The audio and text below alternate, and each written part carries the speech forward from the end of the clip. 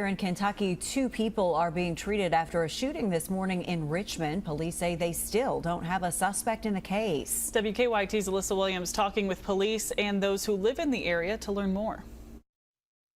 There are still several questions left to be answered following a Monday morning shooting in Richmond that's left 2 people injured.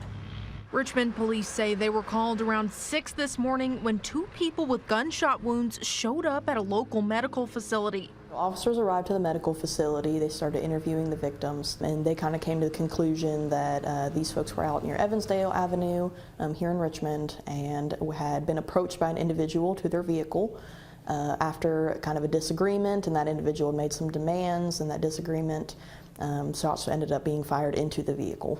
Mackenzie Davis with Richmond police says one of the people shot had more severe injuries that required surgery.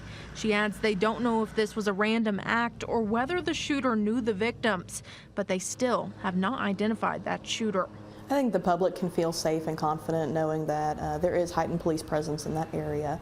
As always, though, we would still encourage you, daytime, nighttime, make sure your doors are locked. Watch out for suspicious activity. If anybody is in the area who's not familiar to you or who may look a little bit suspicious, go ahead and give us a call to our dispatch number. For those who live where the shooting took place, like Steve McMurray, he says this situation has him looking at the area differently.